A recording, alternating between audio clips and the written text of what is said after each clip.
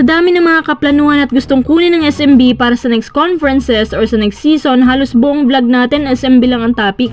Huwag kayong mawawala dahil ang daming updates na pwede natin pag-usapan ngayon. Ang mga sources pala natin ay spin at credit ko na lang iba kay Snowbado at sa kuliglig niya dahil ang topic natin ngayon ay ang mga matatanggal o ang mga trade assets ika nga ng SMB at sino-sino ang mga kapalit nila. At ang trade package nito ay malapit na pong ma-fix. Tara, pag-usapan agad natin. Nakita nyo bang larawang to? Sabi nila, pinag-sign si Cruz kasi tatambay naman pala sa SMB. Hindi nyo ba alam na yung iba dyan pinag-sign muna bago tinitrade? Ang dami na nangyaring ganyan, gaya ng ginawa ng Hinebra kay Greg.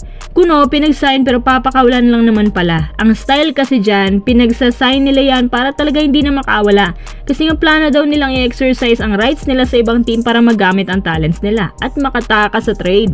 Ngayon, wala na talagang kawala ang mga players ng SMB dahil pinag-sign sila.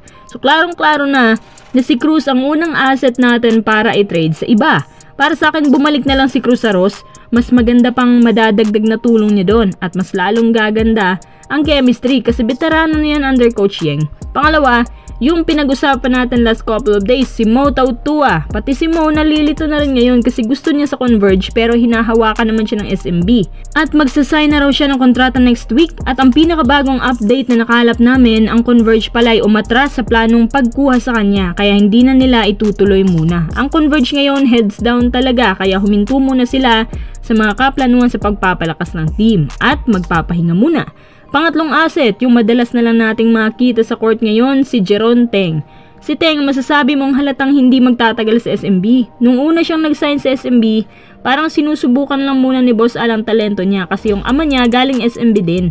Nagbabaka sakali lang si Boss. Pero sa totoo lang, ayaw talaga ni Coach Leo Austria at ni Coach Galit ang ideya ng pagkuha sa kanya. Kaya naman si Teng ang pangatlong trade asset natin. Pang-apat, si Chris Ross. Pero lilinawin lang natin na hindi pa po ito sigurado. Mahidwaan kasi sina Coach Austria at Ross sa coaching staff. Kaya may mga rumors sa kanya na paalisin siya. Sa nalalaman ko, parang may isang nasa coaching staff ang gustong mangyari to pero hindi sinangayunan ng lahat. Kaya hindi matuloy-tuloy. At si Chris Ross na lang din ang natirang partner ni Marshall Lassiter sa backcourt na veterano kaya nagdadalawang isip ang SMB. Kung tatanggalin man siya, hindi bilang SMB player kundi bilang kabilang sa coaching staff. Dito naman tayo sa mga kukunin ng SMB. Pinakauna dyan si Kemar Carino. Si Kemar, meron siyang outside shooting, hindi lang masyadong hasa.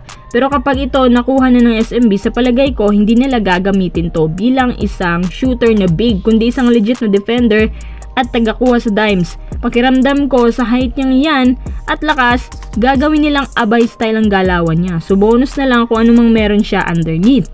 Ayon kasi kay Snowbadwa, gusto din daw ng SMB manguha ng big man na matangkad na pwede pang halili kay Abay in the future. Kasi nakita daw nila na si Abay medyo malapit na rin matapos ang era niya. Sana daw kay Kemar Carino nila ito maipasa. Kung size lang ang tinitingnan ng SMB kay Carino, hindi may papalabas nito ang kanyang tunay na expertise. Matutulad din yan kay Mo. Pangalawang kukunin ito ang pinakasayang kapag pinakawala ng Northport, si William Navarro. Si Navarro ang pangalawang franchise player sana ng Northport kasi ang taas ng kumpiyansa niya. Meron siyang versatility na mahirap mahanap sa isang player ngayon. Lagi siyang masipag at maasahan.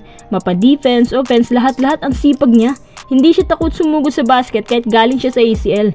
Yan ang tunay na wing.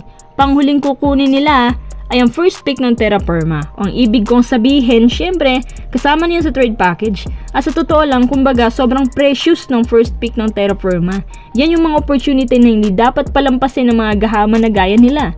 Alam niyo naman na nasa hotpot yan sila lagi. Lahat ng first pick dyan, 90% aalis din sa Terra Firma.